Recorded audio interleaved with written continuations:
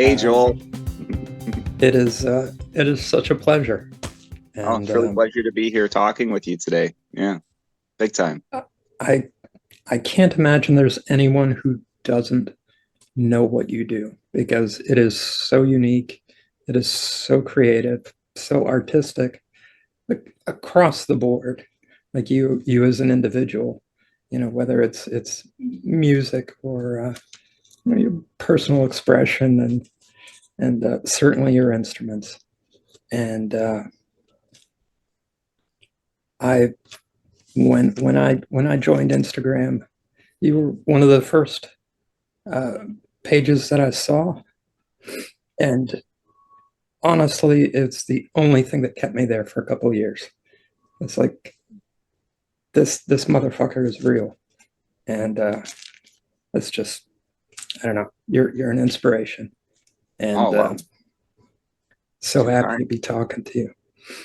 Oh, Um, well, likewise.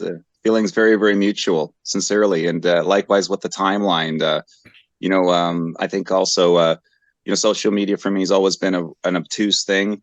It's not a very natural thing, I think, for a lot of people, but certainly, we hit it off pretty early on, and mass respect for your work, and like totally. So it means a great deal, those words, but the feeling's definitely mutual. It's your encouragement and also the inspiration and stuff. It really, you know, yeah, it's like meeting somebody else who likes the kind of the same music, but likes a lot of the weird things within it. You know what I mean? And those facets and those things, those counterparts become like a feast to delve into, right? So it's really nice to have camaraderie in this community of people who are just creative and love working on instruments and making music, and but also again the long story short, the like what I was saying, the smaller counterparts. You know what I mean? We like to discuss those things, right? So it's well, the nerdy looking stuff, forward. the nerdy stuff. Yeah. Looking forward to getting into it. Um, Ian, uh, if you could share uh, Les's Instagram page, so we can just get an idea of some of these instruments. This is serious stuff. And Les, if you want to comment on what we're looking at. Oh, okay, sure, absolutely. This one here is a Dragon Eddy bass that I made for my friend JFA, and he had ordered that many years ago. But again, they're all custom, so even it's a particular model that I call the Dragon Eddy. But I've really never made the same shape twice. I always draw it different every time, and I've probably made about 280 or so of those instruments with that particular shape, and so everyone who's got one, they're all different. Like they'll be slightly more offset. A customer might want 26 frets, or maybe they only want 20 frets. So I'll adapt the body shape for all the criteria that have to be met. So as much as it's identifiable as like a certain sort of style instrument that I make, it's not a body shape that I've ever really reproduced the same shape twice. So it allows me to sort of like move stuff around. But again, that's a solid walnut one.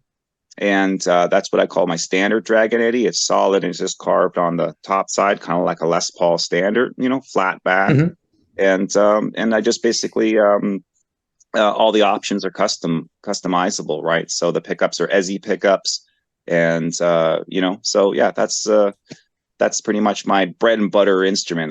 That's the one I get the most sales for, So it's one of the first ones that I sort of started my business on, if you will. Yeah, that design. It's certainly the one that caught my eye when I was first looking at your page. So, I mean, this is obviously next level shit, and uh, I'd love to know how you started out. How did how did Oh, you get to this?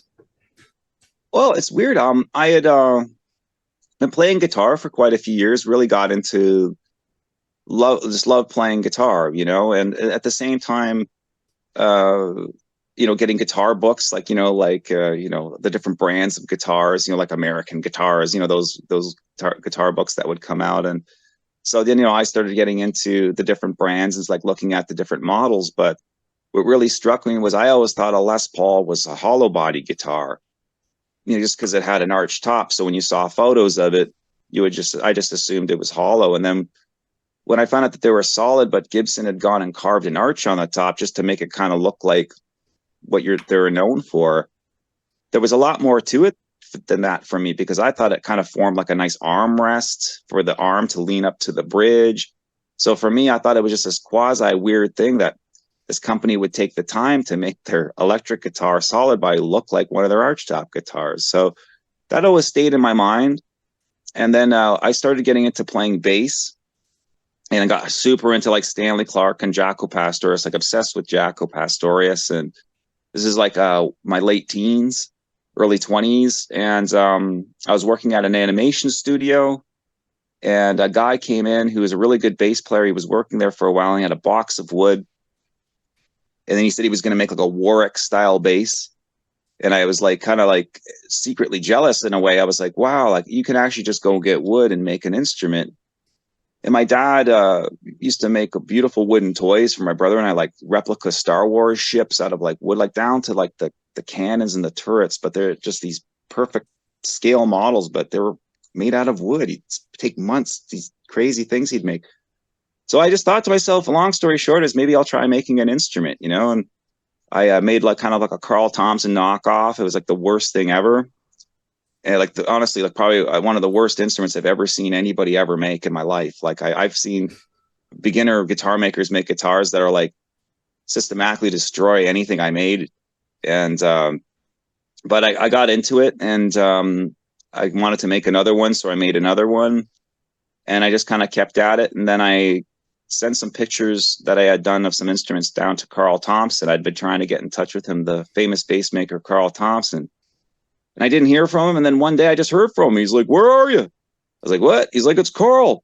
Where are you, man?" I was like, I'll come on down. So I went down to Carl's and apprenticed with him on and off for a couple of years. It'd go for like a little bit at a time. And in that, I just sort of try to work on my own thing. And then when I, stopped my apprenticing with him and kind of just stayed in Toronto, I just kind of kept up at it while touring in bands. Like I just go and play shows and come back and take on an order for an instrument. But the Dragon Eddy, long story short, kind of came from trying to draw up an Ampeg bass, the old Ampeg scroll basses that had like the F holes cut right through the body, like this weird bass from the 60s. And I was drawing one up, and my brother and my dad thought I was drawing a bass shape from the F holes that was drawing out first for the design. And so it kind of looked a little Carl Thompson-y too. So I just sort of connected all the lines. And then, of course, my brother and my dad, people around me, they usually don't let me rest on my laurels in a good way. Like if I do an okay job, okay, man, well, you got to try this or try this. So I was like, okay, maybe I should arch the surface out, and maybe I should, try carving real violin scrolls. So that got me into, I was also playing upright bass at the time, the Dragon Eddy concertos and that kind of stuff. So I just started fusing all the stuff together, like Art Nouveau, like warping the body out like Emile Gallé art, from the late 1800s, and just making it look kind of wet and dripping looking, like. So that was the goal, to make the instruments look kind of like they're sort of like wet and dripping a little bit, and just really comfortable and out there. That's just a lot of influences. Long story short, that came into it, and the obsession was just it set in. Like it was just this is what I want to try to do. Sure. Ian, are we still sharing the screen? Yes. Yep. Oh, Can you see the shared screen, Joel? yeah, we can go back to Les. That would be awesome. Oh, okay, sure. I had him for all of that. We were able to see him. Oh, okay. There's something wrong with In addition, no, it was just on my end. I had the screen, so it's recorded. Gotcha. Well, Can I squeeze in a question? please. Oh, certainly, of course. Les, so there's a lot of skills to learn along the way on this. Like the carving is a whole skill in and of itself. Did you have any like carving background before you got into guitars, or was it just like I want it to look like this and now I've got to learn how to carve? Yeah, totally. Just yeah, like I had no carving skill at all.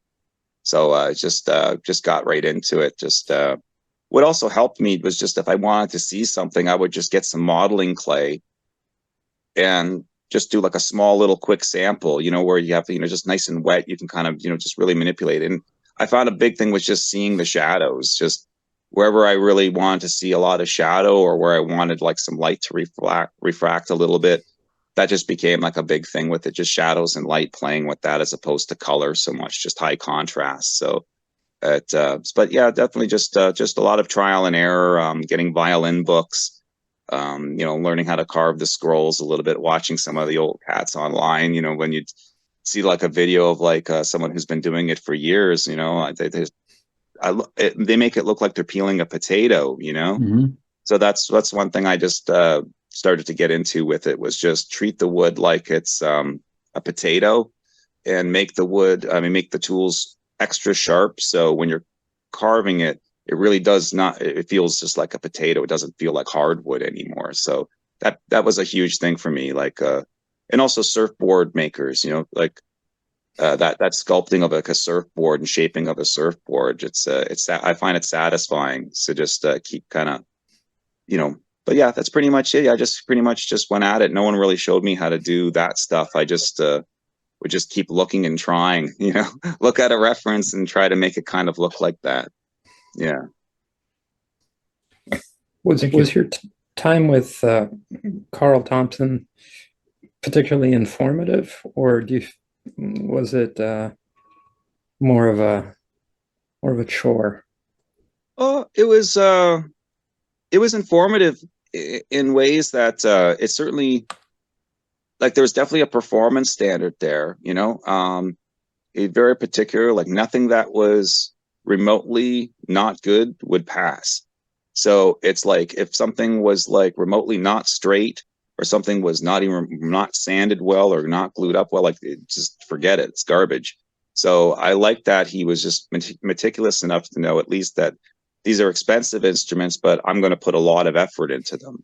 So one thing I definitely got from working at Carl's or apprenticing there was the you really have to count on yourself, your own performance standard to meet that performance standard. If you fall short of it, you're out the door. You know what I mean?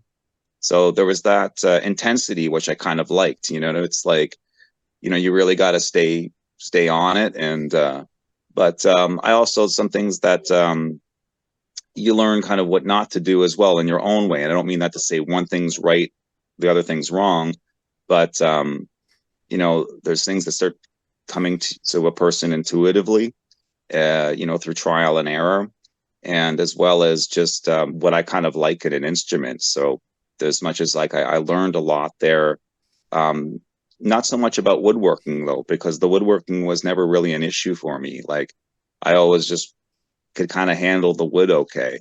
But in terms of turning it into an instrument, turning it into something that's not just like the status quo, like there's something special to it.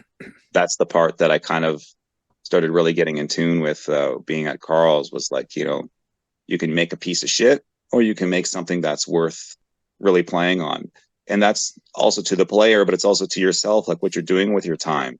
So for me, it was like learning how to value your own time. And by that, it's like developing a personal performance standard, kind of like I was saying, like, you're going to go play a show.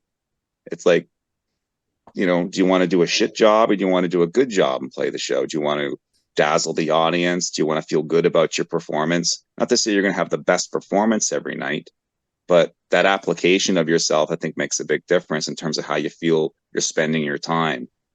So, and in no narcissistic way, like, look what I've done. It's just more like humbly, like, well, this is what I did with my time, So that's just why I try to apply myself. It's like a personal thing, but it's definitely an extension of like trying to bring something very humbly good into that musical community, like instruments that I feel, hey, these are pretty good. These will do the job, and you'll look super cool on stage with it. You know what I mean? I mean, I'm being honest about it. It's like, I like that stuff. So if it meets all those points, like, the kinesiology, obviously the sound that you want, the performance, like, the playability. Then obviously it takes the player to make that all happen. It's ultimately down to the player. But to me, hearing an amazing player or an excellent player playing on an excellent instrument, to me, it is the sum of its parts and then some. So it's, as much as a great player can make a lousy instrument probably sound pretty good, I can still hear that they're playing on a lousy instrument. Like I can't, like, yeah. Like definitely, like Paco de Lucia, if he was playing on a very, very poorly made flamenco guitar that had very, very high action, he'll still sound like him, but I'll be able to tell that he's still playing on a, not one of his prime flamenco guitars with like super low action. Like I'd be able to hear the fight and then be able. So I like good instruments. That's the big thing. Do you think your ear for that comes from being a pretty serious musician? I've seen what you were doing in the past. It was serious stuff. And I like to have fun. On the other hand, there's the luthier part of it, and which do you think directs your ear towards what a good guitar is or instrument? For me, it's and again, it's just so much to do with it. But and I know people do say, of course, it's the pickups. There's so much the player, the pickups. There's so much interfacing that it's hard to tell what's really doing it all. Everything's doing it. Everything's part of it, right? I almost look at it like the whole performance is like a passive circuit in a way, where everything's an inductor. Everything affects everything. To what extent, it's sort of hard to really qualify or quantify. But if one was to say that I like the way this guitar feels when I play it, say an electric guitar, not plugged in, it does something, and I like the way it resonates and stuff like that. For me, an electric guitar unplugged should almost feel like you're playing it through an amp, meaning I don't want to feel that there's a fight. I want to feel that there's inductance. And then from there, pickups, choices like that are all little things that will, of course, change the sounds and, somewhat, of course, big time. But I still, not to sound like one of those, like, people used to say it back and it's all in the wood and all that kind of stuff. And I'm not scientific. I can't remotely even put that into any sort of, I can't put any words on that would even remotely justify it. But I will say that there's just certain guitars that, for whatever reason, they sound good when I play them unplugged, and when I plug them in, it's just amplifying that thing somewhat. Like it's hard to describe, but I think a little bit has to do with the sort of buoyancy of the instrument, if you will. But let's say a lot of it, but density and where the specific gravity is. So it's like you would say, I don't know what it is. This neck just feels like it's making the notes like sound richer or something, or just they sound more explosive. And then one could really say, well, there's all kinds of factors involved in that, but I'd still say that's like a little bit to do with just how much the instrument fucking flexes and, how much stiffness is versus not stiff. And so in that regard, to me, an electric guitar is kind of like an acoustic guitar, meaning the whole thing has to have from the butt end to the headstock end it's like a bow, and whatever that's doing, I'm just sensitive to it. So it's I just noticed over the years that certain things kind of tend to do certain things and certain other things tend to do that other thing, and it's not all the time, but it's around 99% of the time. So with that, I just try to go with that thing. And another big thing with that, what I kind of like in a guitar from playing the years I played in bands, was truly what the geometry of the guitar is from the side view. And I know that a lot of people might spend time there, but even with some modern acoustic makers, and I'm not naming anybody, it's nothing like that. There's no disrespect here, because we all fall into this. I find that there's a lot of aesthetically beautiful instruments, but the side view geometry, like what's actually happening from the headstock to the nut, from the nut and what's the neck angle to the body, and what's the specific bridge height, the nominal bridge height, meaning are we in a place where the action can come down or go up and we still have the guitar in that nice induction point, right? So those are the things that I noticed over the years were things that would almost make or break a guitar for me. Like it would be like, this thing, I'm playing it and it feels like I can do whatever I want with it. And I would notice that, like, wow, you change a few things and like, wow, I'm sounding like an amateur really fast. So those are my sensitivities to it. Other people don't seem to have them, but for me, it's like it's like I'm okay playing in under certain scenarios, but you give me a whole other setup or another instrument that has no like for instance, and I'll say it, I have a very hard time playing a Fender guitar standing up. Like I'm almost like I almost don't know what to do. It takes me quite a bit for my body to adapt to that plank. Whereas if you get a Gibson guitar or something like that, or that style of guitar, I notice that it feels like it's wrapping around me, and I can get induction from it. I can get the strings to do some stuff. So, and I think that's a lot of what you're used to, but it's definitely something that I've noticed over the years. So those are the things that I kind of look for. Like, long story short, just it's as much as I love the way a guitar will look, it can look fantastic, but if the geometry isn't there, I won't ever play it.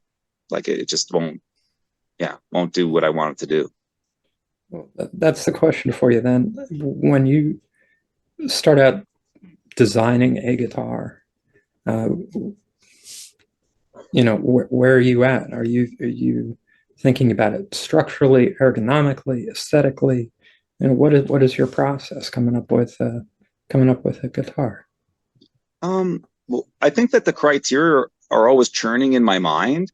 So I think that there's like a little bit of call and response with that. So for instance, because those criteria are always in my mind, there'll be certain things that like will come to mind almost as like a purge. So if I'm working one thing for a while, like I'm working curvy shapes for all these years, scrolls and all that kind of stuff. And so all of a sudden you start drawing lines on the page, you know what I mean, to show where your vantage points are, maybe, a diagonal line, because maybe I've got my pickups running on a diagonal line to the center line, that kind of thing. And all of a sudden I start noticing a trend over many years of doing this, like 30 years of doing it. You start noticing like I can move things here, but I tend not to. And it's not because it's wrong, but because I know it won't do certain things. Like if I move the pickup here, I know it's not going to do that jazz bass thing anymore. Right? If I move the jazz bass bridge pickup, if I'm making a bass and I move, it definitely won't be that anymore. So if someone says I want to do the Jocko thing, you know what I mean? Well, it won't do it. I mean, it just won't do it. Like it might as well just put the pickup at least in the right spot, right? So those are the things that I take into consideration when I'm doing that stuff, because I know that it's gonna do what it's gonna do. It's gonna have that. It's mathematical,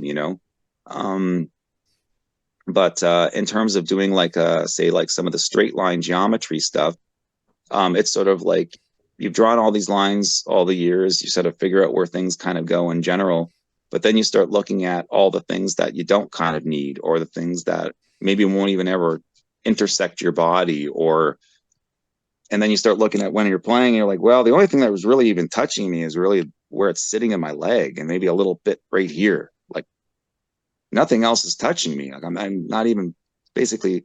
So then I was like, I wonder if you can make some designs where the vantage points are there where you want them, but the rest of it is really doesn't really matter, almost, in a way. So that's when I just started chopping some lines off things and started getting into like making things straight lines, and as well as, like, long story short, I got into like a bad, car wreck around 10 years ago. And then from there, like my brain just changed, like it definitely affected my brain. And I noticed that, like, I felt like the stuff that I'd made before that was from like a lifetime ago. And it felt very foreign to me. Like I was like, oh, like very, very distant from it. Like not like I have no memory of making that. And I almost can't remember how I did it. So then you start like figuring it all out again. And then at the same time, you notice that I'm still interested in that stuff, but my brain's on all this other stuff. And then, so it's like, you look at all the scrolls and everything, and they're beautiful. And I think they're beautiful.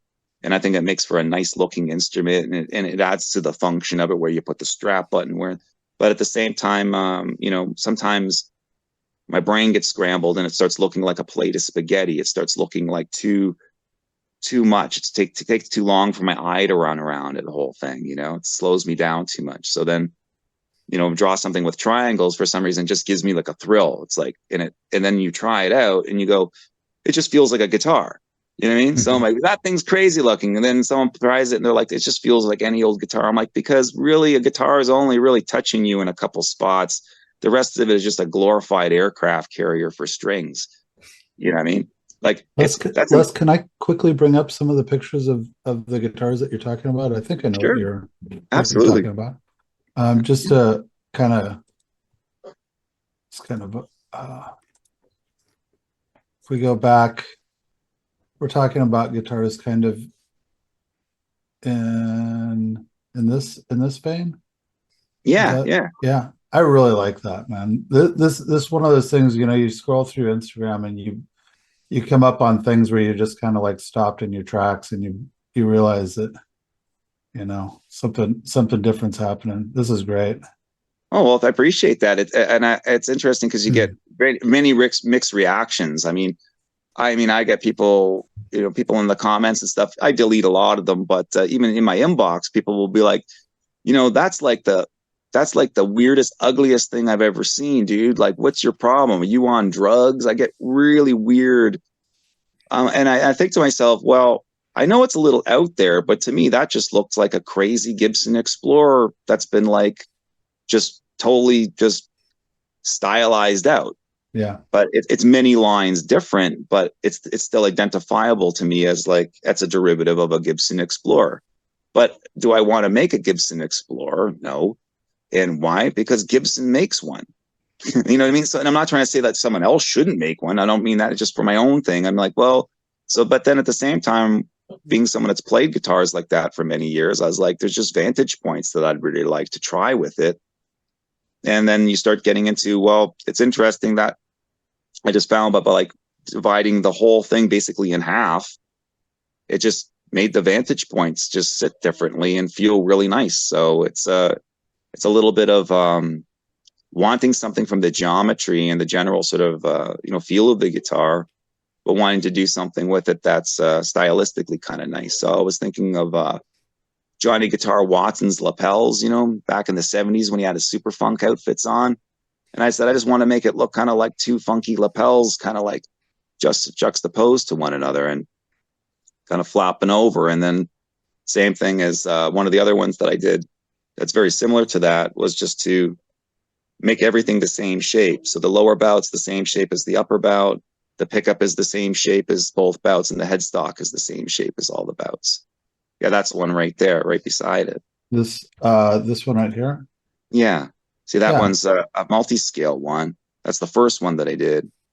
And I just try to match all the shapes. So basically, like everything's almost like the shape of the fret, the distance between the frets. So the upper bout and lower bout's kind of like the distance between the frets, the headstock, the pickups, everything's basically the same shape, just ratioed to a different size. So it's basically repeating as many times as possible. And so that's the things that I'm into as well, where it's just, you're not fighting any themes. You just have one theme and you just repeat it.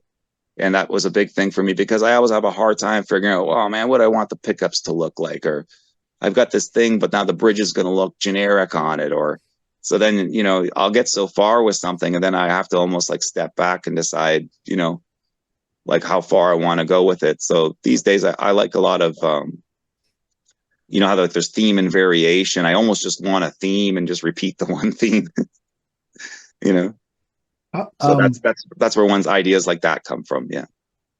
Joel, do you want to hop back in? I'm sorry. No, it's a thing of beauty. It really is. Can I ask you, when you lay guitars out like this, and you get excited about a design, and then you're like, oh my God, I got to make a pickup that is this shape. What's that process look like for you? Usually I get a little nauseous. And because like it's like shooting yourself in your foot. It's like I know that I'm going to probably proceed with this, but it's like then you start getting into the real part of it, right? So I'll be talking to some my buddies who make pickups, like Howard Ulate or like Smitty at MJS, and I'll be like, okay, I've got this pickup, but the problem is when I almost had to put it as a problem. The problem is it's on an angle, and a really big angle, and the shape that I have for the shell has to be this size. So I usually come in with weird stuff like that. Like, here's the pickup shell, and then I'll draw what I think the coils will fit in. And then from there, it's all down to like, CAD drawings, going back and forth to make sure the poles are spaced properly, because, they have to kind of cascade a little bit more in terms of they're not equidistant anymore because it's so tilted that the strings change their distance. So yeah, it takes me quite a bit to get stuff like that going. So in the end, you look in several months later, now you've got, some pickups that are really working, and you've got them to fit in the shell that you've for some reason told yourself it has to be that size and shape, and then get a bridge to work, So yeah, it's not that it's a very complicated guitar. It doesn't have a lot of carving to it or anything like that, but it's funny how you change one thing and then changes everything, right? So it's like, okay. So yeah, it's a little bit of a process at times, but it's a little intuitive, because I think some of the ideas come because you've already kind of gone over certain things in your mind, and they're sort of, again, like almost like an incidental to where you're at with like your motivation or maybe skill set or whatever. So yeah, and I also just like challenging myself to make something just a little bit different, and make What's it your identifiable. what's your relationship with CAD like? I see like a real love of the handwork, and a lot of people I know that really love the handwork, they get kind of very like, CAD is over here, I'm over here. Are you CAD friendly, or do you kind No, of I have no CAD skills. I used to, strangely enough, I used to actually operate a CNC machine in my 20s, but it was all very archaic stuff. But my brother and my dad are very, very good at like 3D modeling and doing CAD work, as well as several friends. So um, I do have a mechanical drawing background, like from high school. Like the school that I went to had like a pretty good drafting program that I did for like 5 years. So I'm pretty good at least drawing something up mechanically and sending it to someone who I know. But it's something that I've been reluctantly sort of putting off getting into. But this year I'm going to try to up my CAD skills and 3D modeling skills, just so I've got them. You know what I mean? It's a good yeah. way to be able to communicate ideas back and forth, regardless if it's even if I get a CNC mill. It's a great way to be able to share it with someone other than one of my crude napkin sketches. Here's my pickup Exactly. idea. It looks like a Roger Ramjet drawing, um, but yeah, that's usually how I go about it. A lot of the stuff that I require, it's mostly stuff that I can make myself, just with drawing it out quickly and you know hacking it out. Any But thoughts on pursuing like a 3D printer, something like that? I've definitely thought of it. It just like with other things, I'm sort of waiting for the technology to meet my standard. Like I'm kind of like the 3D printing for metal, for instance. You know what I mean? Mm-hmm. It's almost there, but it's not quite there. And same thing with the plastics printing. It's almost there, but it's not quite there for what I would want to use it for.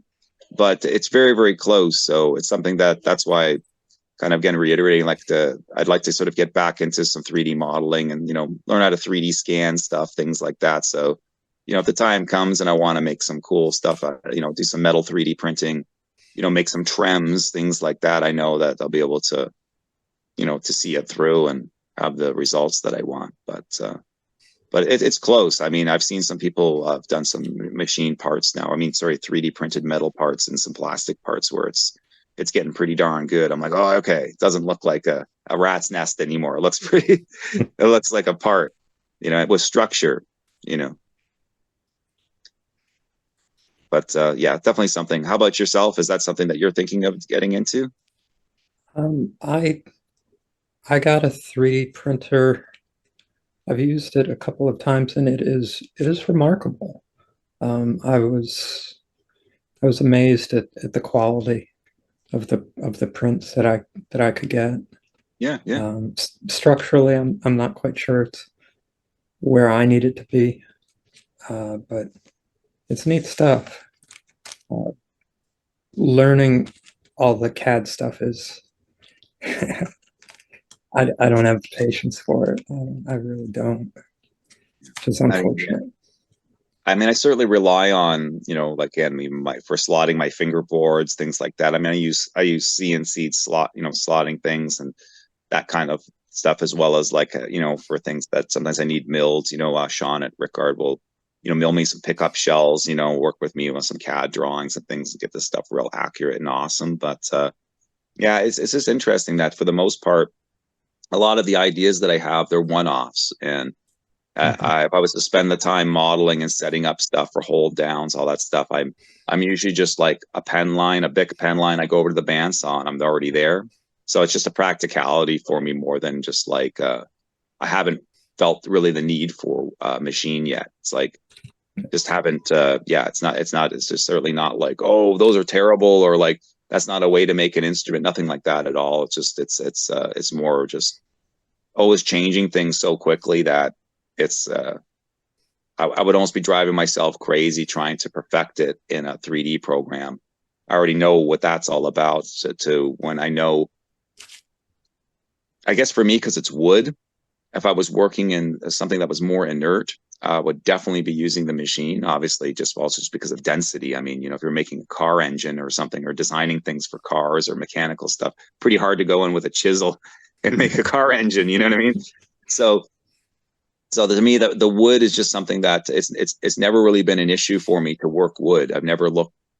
It's certainly there's challenges with it, but it's not one of those things where. But for repeatability, if I was making the same thing over and over again, oh yeah, I would totally have a mill going. Yeah, like it would. If all I was making was like Dragon Eddy standards, and I had to like pump out like 100 of those, I mean, I definitely have a mill going, but it's just not. It's not what I do. Grace, did you have a question? I see your hand is up. Yeah, I am interested to ask Les. You've mentioned a couple times on the Instagram posts that you're gonna come up with like more of a standard couple bodies. Would those be candidates to become CNC'd or take some of the processes away from your hands and ship them out to a machine to do? I've thought of it, yeah, especially for even things like pick guards and like control plates for the back. All those things that I usually just go over and trace it out and sculpt it by hand. But there's the hit and miss of all that as well. So yeah, for some of the production stuff that I've thought of doing, it would still be something where I'm building them all essentially like that. But yeah, I would maybe think of getting the body just sort of roughed out somewhere, or even on my own here in the shop. Just get myself a mill going here and just do them that way. I can still be doing all the handwork while that thing's running. Just go over and check on it. You know what I mean? So it wouldn't be for like a lot of hi-fi milling, but yeah, definitely. No, it's a fallacy to think that you can get a CNC machine and then make a guitar. It's not that easy. You're going to have to hand finish everything anyways. But if you're looking to offer an instrument that isn't, it isn't a $60,000 quality guitar. It's more like a $3,000 guitar. Then yeah, saving time on those processes would be amazing. Yeah, absolutely. Yeah, big time. It's the stuff where, and again, it is the repeatability that is awesome with it. I mean, it's you're not for the custom instruments. Of course, you're down to like taking the calipers out and checking distances and stuff. But for those kinds of guitars, you don't want to be doing that because you've already done it once. So it's sort of like just you check them every 10. Just like, has anything gone out? Okay, everything's good. Okay. So yeah, it's definitely something that I've been thinking of quite a bit. And like the Frank brothers, I love what the Frank brothers do. You know what I mean? Like the way they use their machine and the way they make those guitars, it's like it's a beautiful process. And again, they understand the importance of the repeatability. So yeah. Joel, are you okay? Yeah. Okay. I'm just curious if there's any chance we can take a look at your shop. Oh, sure. Yeah. You guys want to come here? We'll go see. It's a little messy in here right now, but maybe you guys can come around with me here. Let's see what we got here. Well, here I got. It's Ooh. under blankets, but here I've got my slaughter. It's like that's where I do all my. It's just an old Ryobi table saw, and then here, I'll get a light on it. I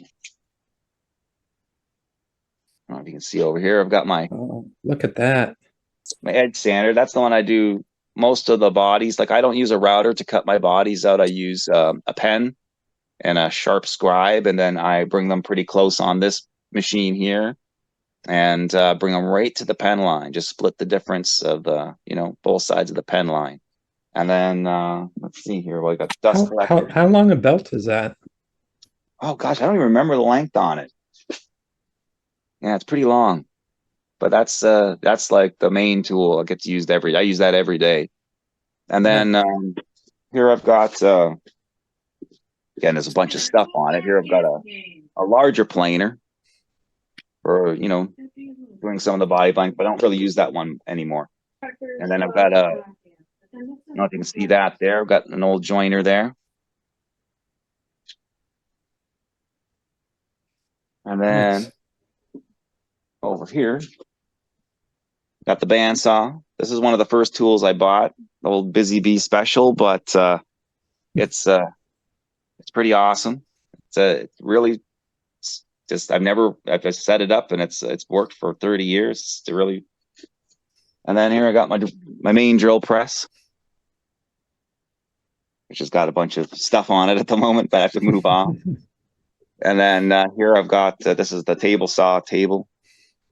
And I've got neck blanks there that are in progress. I don't know if you can see those. Oh, yeah. And some walnut neck blanks that are ready to get truss rod slots and scarf joints and stuff like that. And then over here, this is the router table. Again, it's got some bags on it. But that's when I do a lot of shaping of templates and neck blanks, like trimming neck blanks and everything. It's got a big Makita router in there. There's the wood stove. And then here I've got the DeWalt planer, 12-inch planer, 13-inch planer. And then here's some body stacks on top of the oscillating sander. That's the one I've got like the big drums for. Mm-hmm. And then here we've got the shop smith over here. And then here I've got the Ryobi thickness sander. And then we got another router table here. And then another workbench. There's 2 other workbenches over there. And then in here, I've got the clean room, which has got the stereo and, guitars in progress. I got Sean's guitar there in a bag, humidifier. And that's also, I call that the graveyard because there's all kinds of instruments in there that will never see the light of day. No, why not? It's like the island of lost toys or whatever, Yeah. So Just out of curiosity, are there things you're hoping to finish someday just for your personally, or is there things you're not happy with? Yeah, there's things that I'm not happy with, just experiments, instruments that I've put forth myself, but maybe like they've turned into something else eventually. Like I worked out little kinks and stuff with those and then said, okay, now I'll do it properly at some point in time. Or if I do another one, I made those mental notes like, don't do that. Or, so yeah, Mm-hmm. lots of, like I said, it's, for me, definitely making guitars is kind of like fucking up. And as you're fucking up, you're like correcting all your fuck ups. You know what I mean? It's like to me, woodworking is like kind of almost messing up. And I don't mean that like I'm dealing with like broken wood or I'm putting things back together. I don't mean it like that, but it's sort of to me it's like there's no glory in wood removal. So it's really just the last thou that you take down that really makes it fine or not. You know what I mean? It's sort of like if someone sees sanding scratches all over an instrument, they might think, well, this thing's a piece of crap. But it's one of those things where I've played instruments that have sanding scratches that were amazing. You know what I mean? Maybe the person just didn't, sand it to the best, just sand it to perfection. But you look and the fretwork is fantastic. The instrument plays great. And I've played instruments that are like glossy and perfect and they look amazing, but like they just, so I try to be pretty practical with it, but at the same time, like I'm not chasing perfection or anything. I just strive for like excellence with it. And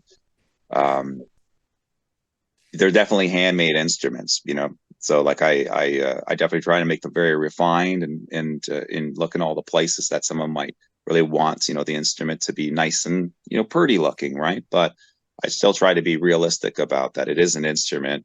Someone's going to get on it and it's going to get dirty and it's going to get some scuffs in it pretty much right away. And so that I keep that in mind when I'm making them, because I know that those are the things that I kind of like an instrument to be able to take on very quickly and not feel like it's like distant from it. Like it's this glorious thing that I can't go and make music on. You know what I mean? Mm. So it's sort of like getting a new pair of shoes. It's like there's that break-in day where you don't want to put any creases in them, and then you gotta if you don't want to walk like a fucking or fucking like go fucking out and just look like a total, it's like I kind of like making my stuff sort of like take on that sort of patina very quickly, or that sort of vibe. It's so that's what I was saying about even long story short about relicking and things like that. It's not that I'm against it. It's just that I find that most instruments break in pretty quickly. If you let them, like if you're not going to be, if you're willing to put some creases in the shoes, you're willing to like put some creases in your new pants or whatever, or your new hat, So it's like that kind of thing, yeah. So People seem to like to pay for that artificial. Yeah, and it is what it is. I mean, like I said, I relate to it on some levels. It's not a criticism, more than just a personal thing. But some people do it, and it's amazing, because to me they basically are, I don't know, like you've got a really old telly that you want to take out, but I mean it is worth quite a bit, right? And maybe you really do like the feel of it, and you really, so you get someone who's like amazing at doing replica instruments, right? Or like filled violin makers and stuff, and make a like I said, Paganini, if you had his Strad, you get someone to make a copy of his Strad, and then he actually preferred a lot of the copies of his to the original, but at the time was not worth nearly as much. I mean, Strad was, even in Paganini's time, was worth the price of a house. I mean, that's like pretty crazy. So, you're about to go on the road in a horse and carriage to like France to play some shows, and it's like, oh man, am I going to bring my Strad with me? It's like, no, I'm just going to bring my, my copy. So, with that, I get it. I've seen some people like Carson Hessen, yourself, and some other people done restoration work and stuff where it's like working on an old painting, right? Like you're doing restoration, you're trying to keep the thing original, but at the same time there's expectations as to what the person's going to get in the end, right? It's like, this thing's got to be playable, or this thing's got to be a framed painting, right? But I also don't want it to look like you've just sprayed it like with like a 70s clown burst, you know what I mean? Like I want it to look like I want it to look still like my old Les Paul. I don't want to look almost like anything's been done to it. So that's where, to me, that whole art is vital, right? Like it really is restoration, but it's also even in the replica world, it's sort of like making an instrument that is as good or almost better than the vintage counterpart. So that's what I was saying about, so some people will think that I've got to hate on for some people. I'm like, no, there's no hate in this community. We're all having fun. Certainly people will have opinions and share things, but I think maybe a few people thought that I was like really up in arms about it. It's like, no, it's just, to me, there's good relic instruments, there's good replica instruments, and there's the things that look like were, bought in a tourist shop. You know what I mean? This is a reasonable facsimile of a guitar. Nick, did you have a question? I do. Les, we've had some side chats, How are you doing? Good, brother, yourself? Very well. It's great to see you. Excellent. Like I think everybody can speak for the same way that I'm going to say this, is like, I think one of the most things that I think drew me to you, other than the design aspect, like the out of this world thing. Like, I've never liked the term of thinking out of the box, but your stuff is just so real. It's no two are alike. That's what I love hearing. Like, I love, like, again, there's no pointing fingers at guitar makers. There's replicating the identical guitar for production. I look at your stuff, and you have the ability to recreate something, but yet it's still different and personal for everybody who owns one. It's their own. And I respect that. Like looking at your shop, just how you were talking about, how you address making your bodies, and you just use, like, on the belt sander, like that's great. You know what I mean? Like, there's machinery out there. We get it. It's fantastic, but your stuff is just so uniquely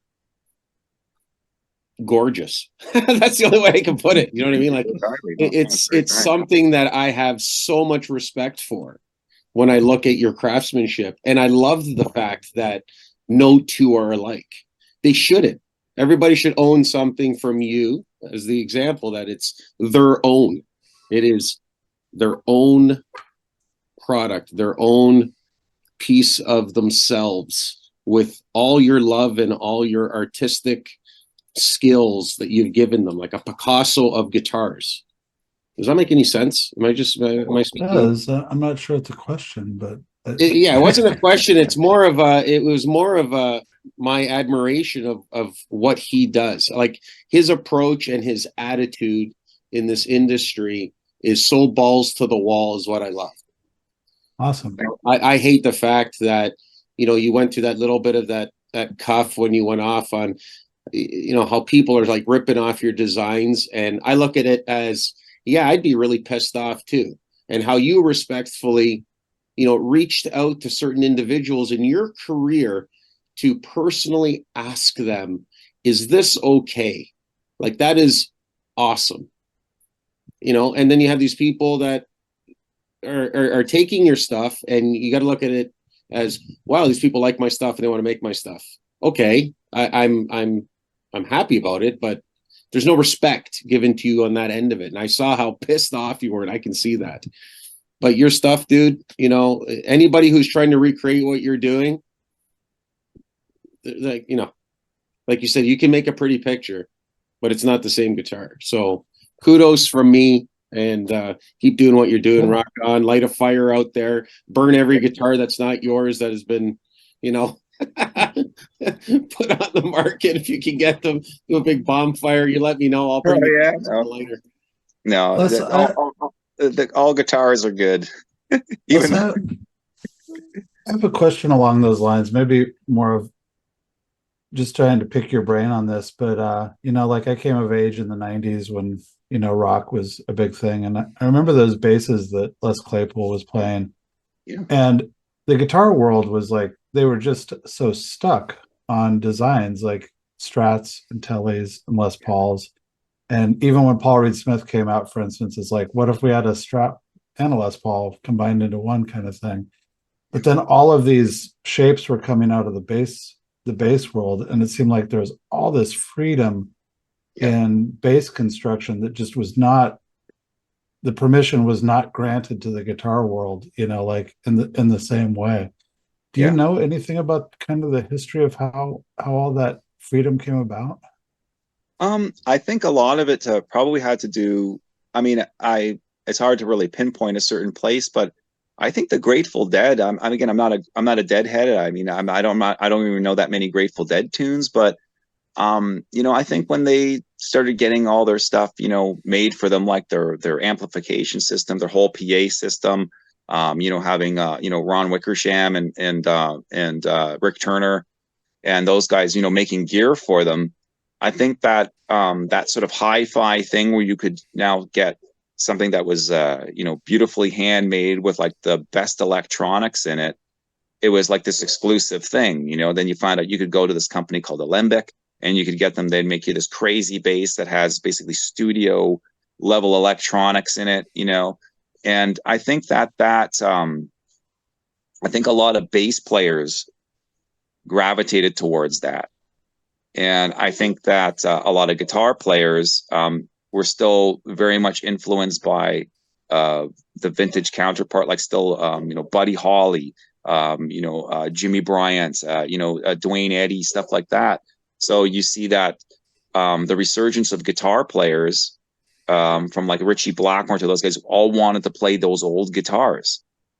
It's like, so, you know what I mean? All the blues guitars. So, you know, Richie Blackmore, Jimi Hendrix are still playing Strats. You know what I mean? And in particular, guys were starting to search out the ones with the blonde necks because the Graham Parsons and all those guys, they wanted that dirty blonde neck on the guitar. So, but bass players though seem to be like, we don't want the old clunky bass. We want this new thing, because one is all the guitar players are like up front being rock stars, and we're the bass players in the back. So we want something. Maybe there's that part of it too. We want something that's like a show. You know, we want to get noticed.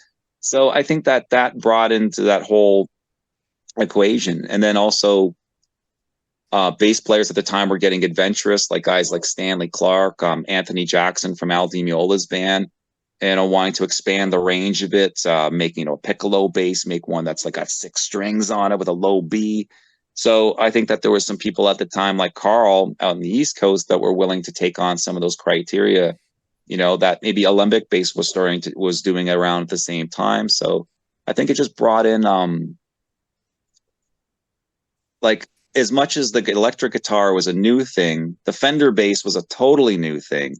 And I think that I think that bass players were always willing, kind of trying to find something different with it, because it really hadn't really been consolidated yet. You know what I mean? There really wasn't an electric bass before, which still was the big stand up. So I think that had a lot to do with just, designs and stuff and basses being very varied.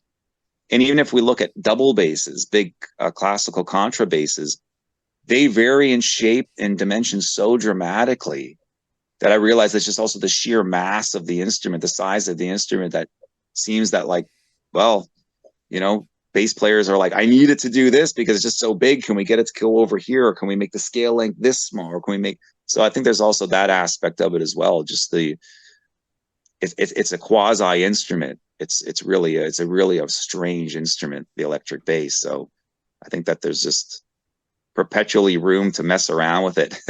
Even though, you know, everybody will say, well, Leo got it right. It's like, no, definitely Leo made a very, very cool attempt at making a production style instrument. And certainly some of the vantage points are what we look at as, like, say, the vantage points on a standard chair design, right? They're sort of standardized, but I mean, I can make you a chair. I can make you 400 different kinds of chairs and you'll still be sitting in them, but they'll all feel so different, you know? So that's where I'm at with basses and guitars as well. And I think, to answer your question more specifically, I think with basses, it's like bass players really, their kinesiology, what they expect from the instrument. Again, it's the same thing. If you're 5'4", but you want to play a 36-inch scale Carl Thompson 6-string bass, it's like some things might have to happen to maybe get first position somewhere that's doable for you, but it's totally doable. But some people will maybe talk themselves out of it and think, well, you know, my kinesiology won't go with it. It's like, you might struggle a little bit, but there's some things that you can do to make that electric bass sit in a much better place for you. So that's what I like about, you know, all the different sort of designs over the years. I think that they're one just for the sake of doing them, but you can also see where some builders have been like, okay, man, I want to make a bass that actually balances in my lap, or, you know, balances on a strap better. So, but yeah, so I think there's a lot of that. And again, the electronics end of things, I don't know why that became such a big thing with bassists, but I think it really became big when bassists had to compete with synthesizers, right? And so I also think that bassists are still, if you're not playing rock, you're probably playing dance music. And if you're playing dance music on bass, you're probably going to need the bass to work with, you know, keyboards, synthesizers, you know, drum machine, that kind of thing. So yeah, it's interesting. The electric bass is such a weird thing. That's a really interesting observation. You know, the bass competing with synthesizer and whatever. Never really thought about it that way, but it's absolutely true, timeline wise. yeah, like, and realistically, like, if you're not playing in a classic rock band, even if you're playing like Norwegian black metal, you're playing along with synthesizers and sequencing a lot of the time. And a lot of the stuff is processed, and gated and stuff. So you start looking in compressed. So you're like, well, I can't have the bass being that dynamic. I need it to actually almost be like very, very, very compressed.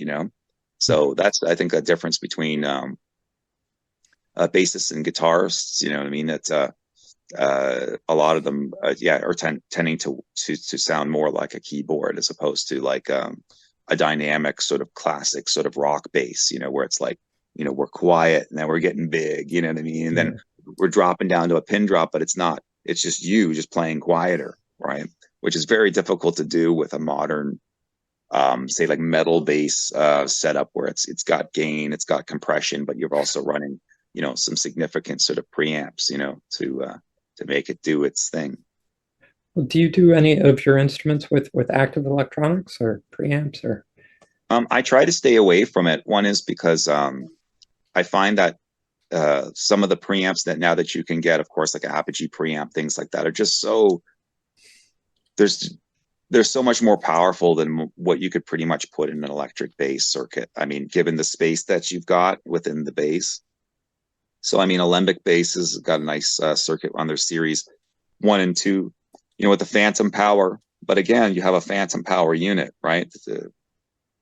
And with some of the newer stuff that's out there, some of the preamps and stuff, I just find that I find it hard to get a sound. I find it hard to get an initial sound. And so I tend to just go passive and allow whatever outboard gear you can buy these days to do the rest, because it's a lot more powerful, and it's also what's the word I'm looking for? It works with the software much better. It's so much more compatible, where it's like, some of these older preamps and some of the ones that you can get now is, to me, they just don't do it. They don't, it's don't quite do it for me. It's like, I can't get the one sound that I want, and then as soon as I click it off, I'm like, there it is. There is so yeah, I'm just strange that way. It's just my own ear, but yeah. And Oh, I'm sorry. I didn't mean to pop in, but I just saw an interview with Lee Sklar about his instruments. And one of the comments, I've been a bass player for 35 years. And one of the comments he put out there was about recording and having problems. And I've encountered this, where if you're not playing a J bass or a P bass, the people don't know how to deal with your bass sound when you get in there. It's like they only know how to EQ for those on recording. And he said one of the things he did was put an extra switch on his bass. Oh yeah, that did nothing. And he did it because he would have those, recording engineers look at him and go, "Oh, can you do this or can you do that?" And he'd go, "Sure," and he'd hit that switch so they'd see him doing a something. And then absolutely. He'd record again, and they'd be like, "Oh, that was it. It's awesome." Yeah. For him, for like Leland, it's just probably just like I said, like he said, he just has to move his finger back like 2 millimeters, and he's got that instrument sounding different anyway, right? So right. There's that aspect too. Even if he did make a bit of a tonal change, he's just like, I'm just gonna I'll just play a little closer to the bridge. You know what I mean? But no one's gonna see that. So I love that. Yeah, you just make it so they see you doing something. Here we go. We're gonna go take 2. Yeah, no, yeah, he's a genius. Too cool. If I can kind of go back 4 or 5 steps here, I did not get to ask about dust collection. Yeah. In your shop, I didn't really see anything. Yeah, I've got two big bins here that I run. Got the big double bin there, and I've got another big double bin over there, like the big cyclone collectors. Okay. And I've got those on hoses, like magnetic hoses. So if I need to like be at a station, I put that on and bring it over there. So it's pretty good. I mean, it's not the best, but I'm a little bit of a barbarian, but I try to keep it at bay. And I've also got some downdraft tables as well. So if I've got some things that I got to really get in there, I just put it on, and it makes a huge difference. Just pulling the stuff right down, and that's awesome. Yeah, actually, it was interesting that we're talking about that because right before, not to be gross or anything, but right before we were starting to talk, I was just like, my sinuses started letting go. I was like, oh no.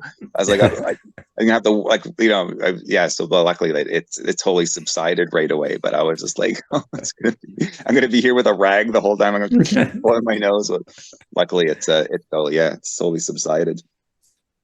My So next yeah. question would then be finishing. Yeah. What do you do? How do you do it? What do you use? What's your process? Well, for the most part, I like to, when possible, obviously for the walnut stuff and the stuff that I use, the more, exotic woods and things, I like to oil them when I can, like oil varnish. But for colors and instruments that are lacquered, I use nitro lacquer.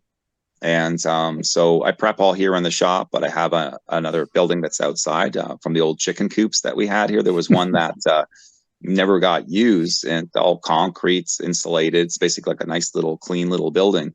So I've got some heat running to that, and when I need to in the wintertime. But yeah, it's nice. I just go and spray out there, and got a little setup for it, and it goes pretty well.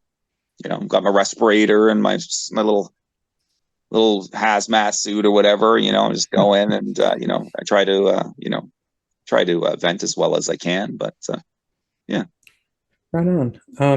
Pretty much pretty low fi, nothing too crazy. I mean, it's if I got into more lacquering though, if I started getting into like, more deluxe finishes and things like that, I'd definitely make myself a different spray booth and stuff like that. But this one works pretty good for what I'm doing, presently. So are you on an old farm? Yeah, old farm property. It's my uncle's property and my parents, and yeah. So like I said, I'm from the city initially, like from Toronto, big city. So I've been out here for close to 2 decades now, almost around 15 years or so. And yeah, it's lovely out here. I mean, I'm definitely blessed to be here. It's definitely I'm grateful to have the space here, which would be very, very difficult to attain in the city. I mean, I don't think I'd even be able to afford it, to be honest. Like it's cost prohibitive. So yeah, definitely very very blessed to be able to do what I do here. Like I don't take it for granted. It's so I take it seriously though. So that's what I was saying about building instruments for people. It's like it should be fun, of course, and should be inspiring, I think, and hopefully like a fun process for both parties. And I like to get really into it and empower the customer. I like people to feel know that their money is going towards their instrument. Like this is what I do. You know what I mean? It's not kind of like Frank Zappa said, it's not going up my nose. I'm not going out. I'm not spending it on yachts and shit.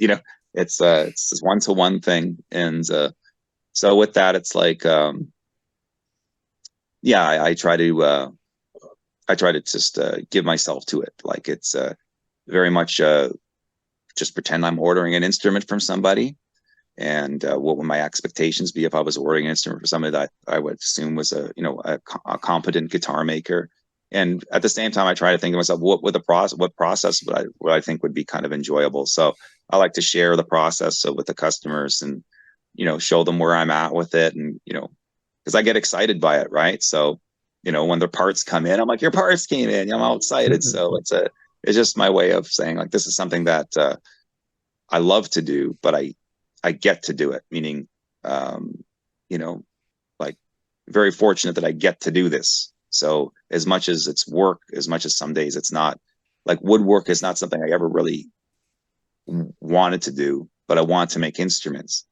Mm-hmm. So I don't loathe woodwork. I do it as part of the process, but it's not something I really like think about. It's not something I'm not like what I mean? But I want the instrument, So it's like, and I know no one else is going to do it. So I'm like, I gotta, so I'm like, who else is going to make a Dragonetti guitar? You know what I mean? So at the same time, I was like, I guess I got to figure out how to make it. So there's that, like with anything, it's like, you suck at it for a while and then you kind of make some progress, and I'm always learning. So it's not like I always feel like I'm in the same place. It's not like you know what I mean? It's like playing music or anything. It's not like you go, all of a sudden one day you're like, oh, I'm really good at this. It's no, just every day you're like, I'm just trying, and whatever experience you have, it might show in the next instrument that you make, but there's still like that other thing in mind that's beyond what you're doing that keeps you kind of like you feel this, you feel the progress, but at the same time, yeah, I'm always learning. So yeah, it's you know, I don't really see the progress. Yeah, like it's there, but going from one instrument to the other, it's just it's the performance standard. It's almost like, okay, I played this album, but I know the next album I've got a lot of other stuff I've got to learn. So there's that thing. Okay, cool. Okay, that one. Okay, I think I did an okay job, but now I've got the next one. So it doesn't ever really feel like there's any point to time to rest or rest on your laurels or anything. So it's hoping that the instruments that I make in that time, during that time, are acceptable for that standard during that time. You know what I mean? So someone could see an instrument that I make 10 years from now, and they might be like, oh man, your skills have improved, right? And I might look at the instrument that I made for them and go, oh yeah, they have improved. You know? You know what I mean? Oh, kind of like, oh, you know, some sanding scuffs on that one, or you know, but you know, but for the time, I try my best, so that's all I can do, right? Like, yeah, Totally. it's hard to be objective. Well, I mean, you and I talk at some pretty odd hours of the day. Oh, yeah. I mean, what is your schedule like? I mean, what do you do on an average day? Like, well, I usually work for about 18 hours, and days for me, I have no fixed sleeping schedule of any kind. I work until I pass. I work until like muscular and mental failure.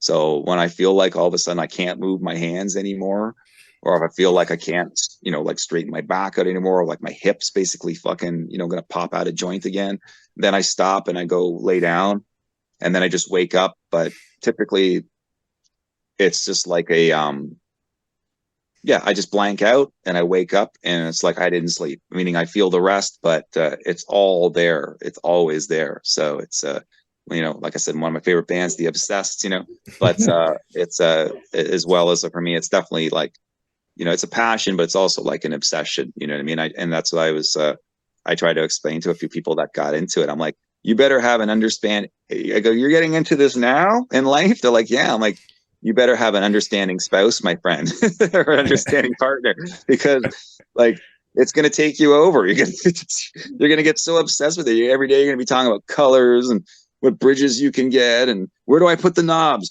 Where do I put the knobs? Day two, you know, where do the knobs go?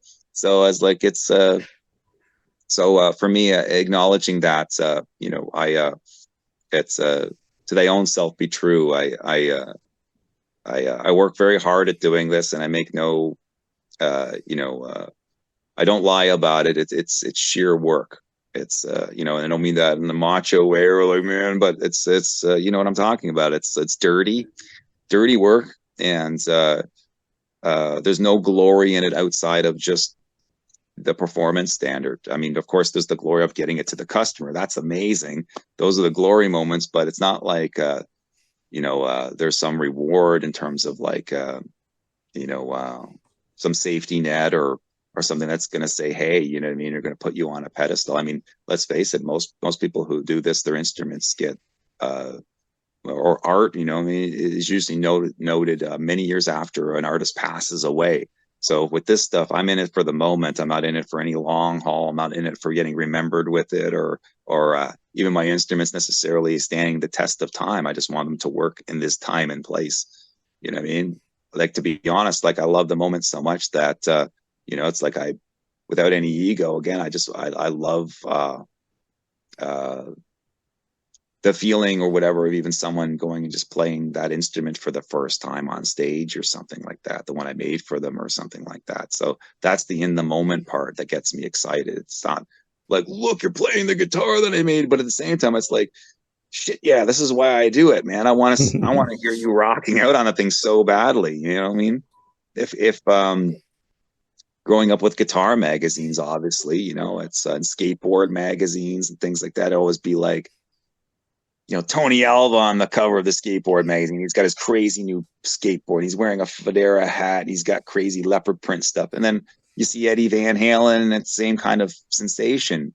You know, he's got this crazy guitar with stripes all over it. And it's like, you know, there's Randy Rhoads with this crazy flying V. So for me, all the customers that buy instruments, like I always say to them, they're the rock stars that I make instruments for. So I really just envision their, even in their own mind, if they're never on the guitar cover of Guitar Player magazine or anything like that, it's just that feeling that you have when you've got that thing, you know, kind of like Jeff Grosso, like the skateboarder, you know, one of the heroes of mine. And he'd be like, for some reason, he's like, I'm a grown man. I'm like 55 years old or 60 years old, and I can't let go of this fucking wooden plank. It's like my baby bottle, you know, in a way, you know. And I was like, yeah, guilty as well. You know, for some reason, I don't know what it is. It's the proverbial walking stick or whatever, if you will. It's like, you know, or like Gandalf's wand or something like that. It's, for me, it's like it's like an extension. I can't let go of it. It's part of my evolution, is that wooden thing. You know what I mean? So I think it's ingrained in me or something, like Cro-Magnon or something. So it's that so even if I wanted to like not do this, I realize that for me is like, it's something that's an extension of like humanity. It's a very, very human object. It's designed for a human being.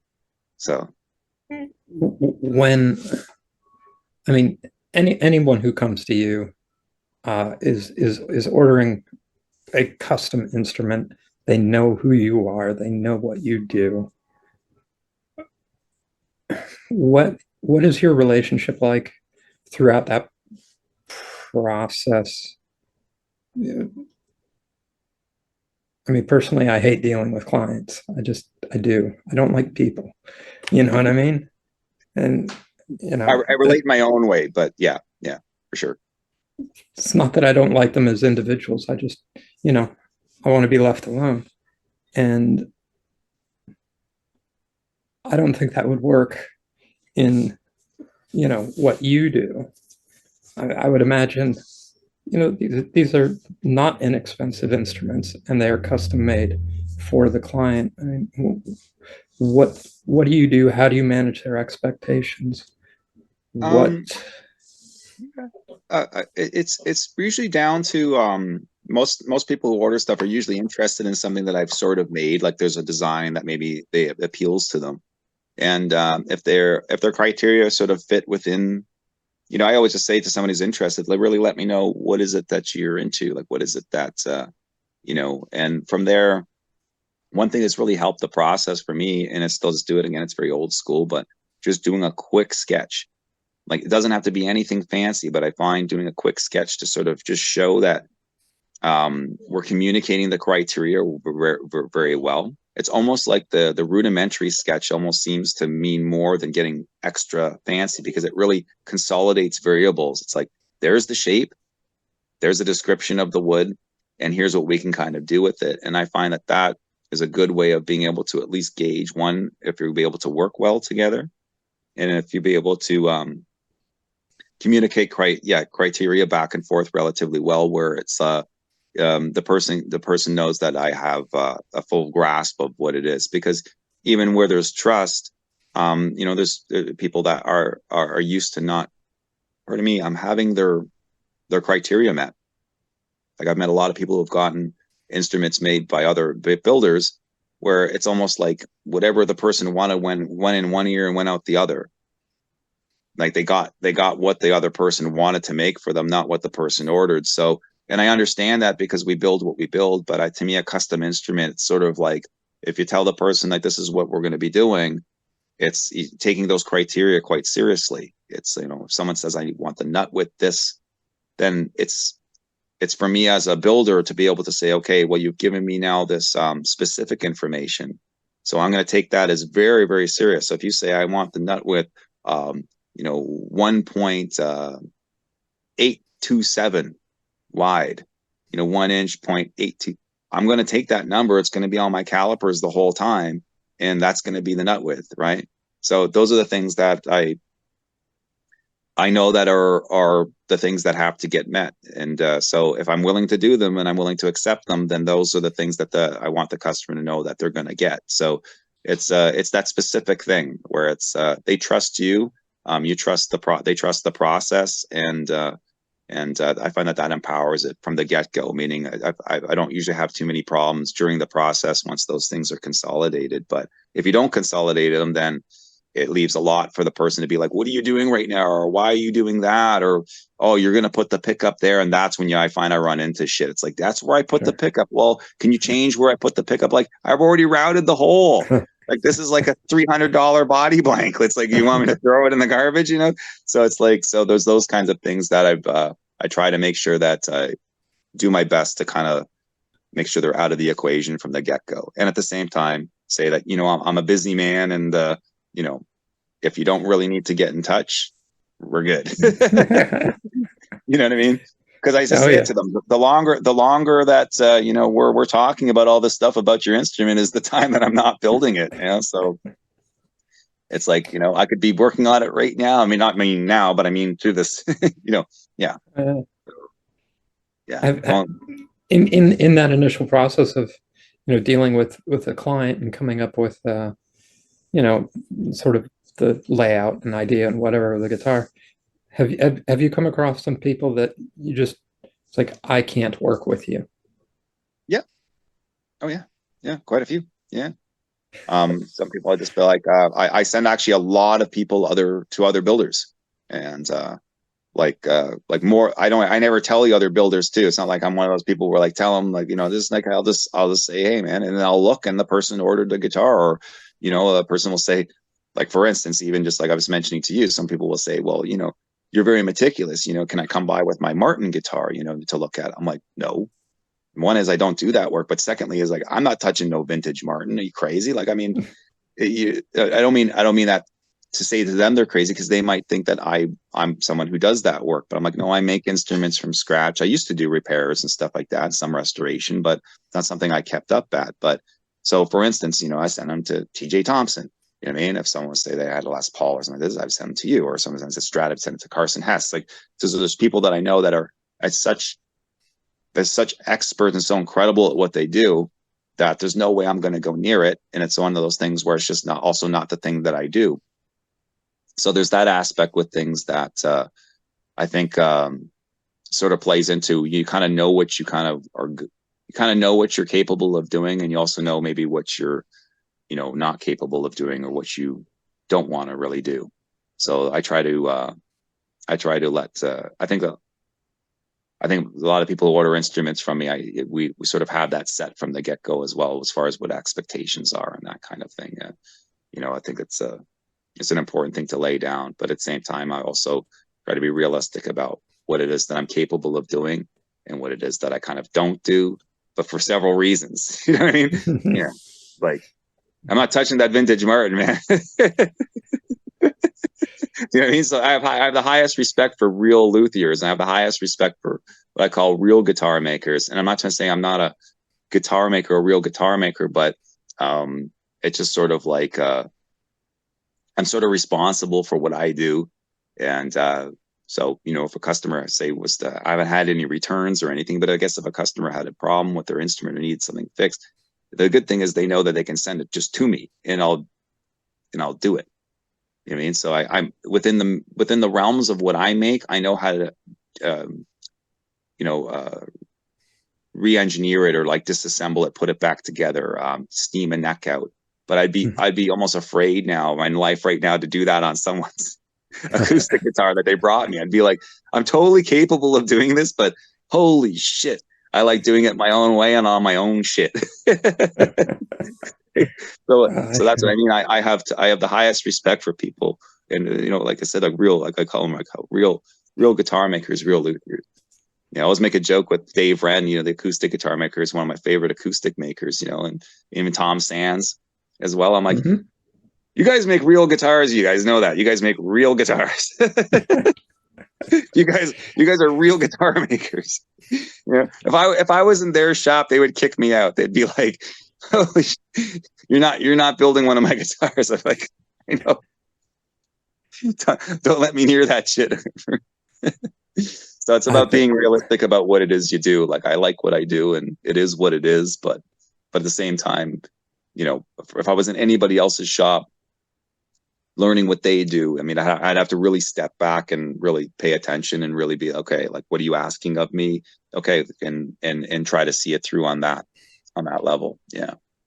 Well, I don't think there's any question of you as a builder and an artist and the quality of what you put out. It's on par with anything that you could find out there that is Oh, well, I got it. I give it my best, you know, and when I said with that is the daily evolution of it. Like it's you know, I think if I found myself doing some things where if I found myself slacking or if I found myself not caring, I definitely stop doing it. Like I'll only keep pursuing this because there's that, again, performance standard that I still feel like I'm trying to uphold, or again, it's still learning and again, for lack of a better way of putting it, getting better at it, you know, like, or yeah. So, but if I truly felt like it's no different than like if I was like, I like to sing. I'm not a good singer, but I just love to sing. And it's like, it's just something that's fun for me to do. And I don't hear my voice very often too, because I live out here in the middle of nowhere. So I find I sing from time to time. It's like, you know, actually like connecting with yourself a little bit, right? But what am I trying to say here? It's interesting. But if I was in a really good band and say we were really successful, but I noticed that like a key component of it was, say, my singing voice. If I really noticed that my singing voice was not good, and I could be honest with myself about it, I could listen to a playback and be like, you know what, man, like maybe we can get a new singer, or maybe we can just call it quits for a bit. Like I think that's where I'm at with certain things. It's not to say that don't keep going. It's nothing like that. But I just think if I really felt that I was really doing my audience a disservice, you know what I mean? Like, man, they're paying this much money, still the tickets are going up and up, but I'm putting on a worse performance. It's the same thing with instruments. If my prices on the instruments were going up and up, and all of a sudden I feel like and they're just that because I've got notoriety, but I'm making shittier instruments. That's just not what I do it for. So it's, yeah, I definitely try to do it because I like pretending I'm ordering an instrument from somebody and that's what I'm getting. Like I try to tickle myself that way. Like if I ordered an instrument from me, would I be happy with what I made? So with that way, it's like I said to people, I'll only make what I would buy. So even if I take on a custom commission, if it's too out there and not within the realm of something I want to do, like something I would go buy, I won't make it. So I have to be willing to buy the instrument back. And that's what it powers me during the process as well. It's that like I'm building this for the person, but I'm also building it for myself, meaning like if it was something that I was ordering right now, I'd be thrilled. So that's what I try to do with try to be my own boss that way. It's it's an odd way to do it, but yeah. I think somebody Tomas had a question. Yeah, Tomas has a question. I have a question too. But Tomas, go first. I wrote it down. I have to think how to say it, but I was following. Hi, Les. Thanks a lot for this presentation and all. I was following your Instagram account, and now that you're talking about the clients, how to deal with them and everything, and I think you said that maybe you are going to focus only on building custom instruments and not dealing with some specific things of the customers, and then like selling them like the whole piece and like an art thing and everything. Yeah. That is because the thing that you were talking about, having more time to build more instruments, to put out more work, or maybe to fulfill or maximize, I don't know what to say, the creative, like your vision or your idea of the instruments. Yeah. Yeah. For me, it's that, yeah, a little bit of both, but it's also just, there's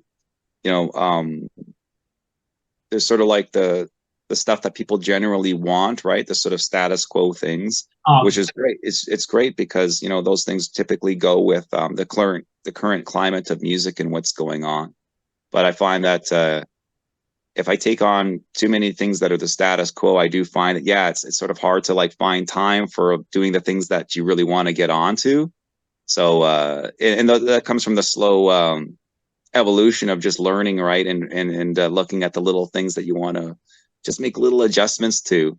So, yeah, so it's definitely just trying now that I look just at that's years gone by, just trying to make a little more time for that. So it's like, not saying that will be the thing that maybe takes over what I do all the time, but at least I'll have more time and some things available where it's like, okay, there's something new and different, you know what I mean? Or not just the same instrument that I made last year, you know? So yeah, so that's sort of one of the reasons why. So it's sort of shying away from a certain custom orders, making time for the things I want to make, and then maybe making some things that are a little more affordable to offset that. So it's like higher end crazy stuff, and then at the same time maybe some stuff that's just more palatable. Like it's you know, so I almost don't want to be in the middle. I'd almost rather just make some stuff that's extra crazy, and then even make some stuff that's like just totally affordable and just kind of cool, you know, like high quality, but just so you know. Perfect, man. Thanks. Oh, thank you. Thank you. Big time. Plus, who do you like? Who stops you when you scroll on Instagram? What's the like the next generation of electric guitar builders? Who, when you're scrolling through, do you go, oh, whoa, look at that? Oh, Does anybody get you? Oh, there's plenty. That's for sure. Wow, it's obviously. I mean, he's been going at it for a long time, but obviously Joe Giselli. You know, I mean, he's Joseph Giselli. I mean, he's pretty much the, you know, almost the godfather of that stuff, of the custom guitars. I mean, this stuff is pretty crazy. You know, LHT guitars, you know what I mean? And his stuff is amazing. Wow, there's just so many. I mean, Sal Call, and you know what I mean, all those cats. He's wonderful. There's a lot of builders who I just I love what they do, and I admire what they do on many levels. One is their ability to make an instrument that's beautiful, but you look at all the processes that they've gotten so good at over the years, from lacquering to inlay work to, you know, that kind of thing. It's something that I very much admire, you know, in terms of just one is the instrument being cohesive and beautiful, but just all the counterparts that go into it. But yeah, every day I see something that blows my mind. I mean, you know, and like I said, I've never been competitive with this. It's not something that I really say, okay, well, that's what I want to do with that because of this, but there's just some things that I see that's like Teo guitars, you know, those guys are not awesome. You know what I mean? And I mean this in the highest way. Like it's so nerdy and good, meaning like it's so rock and roll, but it's so, you know, personal, you know, they've got all these little details that are really cool. So yeah, I love all that stuff. And it's all under the heading of fun too, for me. Like it's as much as it's serious in terms of like, you know, making instruments, it's like, you know, you have to apply yourself, I think, in a serious way. You know, one, work safely. You want the instrument to really work for somebody, but I like that there's people that are so into it that it's like a really deep inside joke, but without it being like, you know what I mean, a joke, you know what I mean? It's yeah, I think a lot of us have that. There's that deeper sort of like, it's almost like a form of humor, but it's something that you take seriously. You know what I mean? Like, to me, music's like that. To me, it's like a deep form of humor. It's like an inside joke that, you know, when you get it, you sort of get it. You know what I mean? And it's almost feels like a little, you know, like like it's a little fun inside joke club where it's all healthy humor and stuff like that. But it's like everybody kind of understands that, you know, we take our jobs seriously or take our work seriously, but ultimately the undertow is like good times, good humor, good, you know, camaraderie. You know, I think that's what makes for good music and good relationships, you know, is that, you know, responsible fun, you know. It might not sound exciting to some, but for me, it's thrilling, you know. It's, yeah. I like that, responsible fun. That's good. Yeah. That is, it does seem to hang on that razor's edge of, you know, taking things seriously, because I mean, you want your time to have been, you know, something, whether it's meaning or whatever, but at the same time, when you take it too seriously, you know, it's like, I don't know, it's like letting of mice and men. You just squeeze it until you love it so much that you squeeze it until you kill it or something. Yeah, that's exactly. It's like there's the obsession, but at the same time, it's like we were saying before, it's like you have to be able to abandon certain things, otherwise you work it to oblivion, right? It's like, good art pieces and stuff aren't necessarily the ones where the person, you know, spent their whole lifetime painting the one thing. I mean, so I like artists like Frank Frazetta and illustrators where you know, the paintings are a little loose at times, but that's what makes them awesome. You know, like it's not necessarily all tidied up. It's just that the composition is excellent, the intent is there, and there's one can feel the motivation almost through it. So for that, to me, it's a great painting. You know what I mean? So like Salvador Dali says in that interview, and he's like, "Do you want to make great paintings?" He's like, "I know what a great painting is." He goes, "I don't make great paintings." He goes, "Because I know to make great paintings, I'll live a short life, because, you know, people who strive for that don't live very long." You know, so it's that thing where it's you know, I have it in my mind's eye, like, you know, I think that's like no different than someone who's maybe done a little bit of training for the Olympics, but knowing, okay, for me to truly be an Olympian and really run at that pace, like I'm gonna have to it's the changes I'll have to make will be so heavy that will be all that I do, and there won't be any room for anything else. Like, so getting into that realm, I already know, even my own mind, you know, how obsessed and fanatical I can get with stuff. But if I got to that point, I would probably not even have time to talk to anybody today. I'd be so cooped up in my own thing trying to. So with that, it's like, that's why I try to like let go of things and understand that life is first, you know, friends and family, have fun with building stuff, because in the end, it's like, we're again, at the end, I'm speaking for myself, I'm just making a glorified aircraft carrier for strings. And with that, it's like, it's a very human thing, and that's what keeps me in touch with it. It's just like, it's a strange thing, a guitar, just like a piano or anything, but the guitar is so adaptable to a person. I mean, you know, it's to me, it's never been something that I've really looked at as a standardized thing. So that's you know, I know a lot of other people do. A lot of people will view a Stratocaster as the standardized thing, and it's like, I've made instruments for people where the string spacing is so much wider, the nut spacing is so much wider, and it's a 26-inch scale but regular tuning, and that big cat can burn on that now, and they play that thing like crazy, and that made all the difference to them be able to play guitar they wanted to play the way they wanted to play it. So it's like, if I put them on a Strat, they can't play it. So it's just, they have physical things that it's like, they want to play guitar, they don't want to play bass, they want to play guitar. So let's make you a guitar that sounds like a guitar, but allows those huge hands of yours to do the thing that they want to do, and it makes all the difference. So those are little things over the years where I thought, as much as it's a standardized thing, it can be. I mean, it doesn't take much for me to make those changes, to be honest. It's not like a huge step for me to say, okay, wider string spacing. Okay, you want the neck wider? Okay, cool. You know, so those are the things I really do like about the guitar, is that we identify it as a guitar, but we really can do a lot with it to really, you know, make a player really happy, like for them to be able to perform the way they want to perform. So it's yeah, to me, those little differences are the things that allow my body to do certain things. Like, I've worked my coordination with classical pieces for years, or struggled on certain upright bass things, and then made an actual physical change to nut spacing, or like, you know, actual string spacing at the bridge, like, you know, actually changing the geometry that way. And it's like, instantly could play, like, just overnight. It's like, wow, okay, like, so that's what I do love about the adaptation of guitar. And it's like, you really can do what you want with it. You know, the strings do all the work.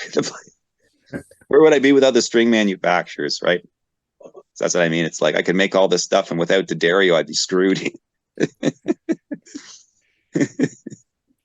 have to start making strings. Two quick things. I want to be respectful of your time. We've had you hour and a half here, so. Oh, well, thank you. Well, I'm partying, so it's great. It's like a party for me. Sincerely, it's wonderful being here. And I'm just curious if you have a preference between guitar and bass. In terms of playing, or just in general, or building, like, well, my curiosity would be building, but yeah. No, it's strange, because all I started with was basses, and I didn't make guitars I never thought of making electric guitars. It's only thought of making electric basses. And then I almost started making electric guitars towards the end of when I was playing in bands, just because, yeah, I'd go buy, I had some vintage guitars, some old Les Pauls, and some old, you know, Fenders and stuff. And they just, you know, and then you spend a lot of money on them because you'd be like, okay, well, I want to upgrade. I want to get a better instrument. Cause I just played my old Gibson SG Firebrand for the longest time, which was like a lower line kind of Gibson, but it kicked the fuck out of all my other guitars. Even when I bought like a 69 Les Paul vintage one, you know, or so I'd get it and it'd be good, but then I'd be like, I don't know why. It just doesn't sound, it just doesn't feel right. So I realized that for me, there's a lot of things that are around an instrument that, of course, that will inflate its price and make it this and that. But I noticed that that's when I wanted to start making guitars a bit, because a lot of the guitars I was getting weren't really working for the band. But that's kind of why I got into making guitars, more or less. It's more like a little bit like default, whereas building basses was more like, I want to make crazy basses, you know. But like, but then, yeah, as I sort of refound a passion for playing guitar, because I think playing in bands sort of like allowed it to sort of ruin a little bit my passion. Like I allowed certain things and maybe to kind of like, because you're just focusing on playing in the band and writing tunes. I wasn't playing guitar really much anymore. So I got back into it, and that's when I got into, you know, making the guitars. But it's still these days it's around 50-50, but for a long time it was definitely basses, like for sure. It was like, but it's around 50-50, the passion. Yeah. It's like it kind of, it shifts, the balance shifts from time to time, but I always find myself on one or the other, like equally excited. Yeah. How many instruments do you think you've made? I think it's a little over 480 now, around there. Wow. Yeah. Like sold, like customer instruments. Yeah. Around there. Yeah. It's about 30 years. And for a little while, you know, I was actually making more instruments because I was selling them for less. And, you know, so there was a few years where I was making quite a few more than I am now, but it's sort of backed up. It's sort of gone back up again to, you know, build, you know, around 14 instruments a year, a little bit, you know, give or take, sometimes a little bit more. I've done 20. I've had a year where I've maybe done 10, but it usually hasn't dropped below that, but it's in and around that realm. And then other things that I've made along the year, over the years as well. So yeah, yeah, it's a lot of wood, and I don't remember a lot of it, so it's fine. It's something. Might as well just keep trying and stuff like that, because I don't remember. You know, I don't really have a memory of it. It's not something that's like it. That's that I find interesting about it. It's always on to the next one. It's always the next day. It's always there's always something to be worked out or be thought of. So I just yeah. Cool. But I can say that I've never had a return. An instrument that I made for a friend of mine who I played in a band with for many years. I remember when I did that for him. It was the only time, and it was only because it was just you know, he just said, "Can we make it more orange?" And that's all. That was, I mean, I'm only speaking. And then the only other time I got a return wasn't a return, was during COVID. There was an older instrument that I had here that a guy wanted to buy. He put a down payment on it, and the people I ordered the tuning gears from, people were behind with plating and stuff. Everybody was backward. I mean, everybody was screwed there for about a year, right? So totally understanding. They're totally great to me. So they're like, we'll let you know. We'll be out to you anytime. So I gave the person an option for the gears. I had black ones, but was waiting for the nickel ones to come in. And I said, I can send it with the black ones. He knows guys that could easily put on other gears. He got a great price on the guitar. So that's the only time I've sent someone back their money. I didn't even let him get back to me. He was being so annoying that I didn't say anything. I just sent his money back. That's the only time I've ever done that. But that was it. And it was just a deposit for an instrument that was already made, just an older one that I hadn't sold, that I just said. That's the only time I've gotten sort of kind of returns, or if you will. Like those are the. So I've tried, and I'm not saying I'm beyond that. Hey, someone could return something. It's not saying, and it may happen, and you never know. But at least I've tried to, again, fortify the process by saying,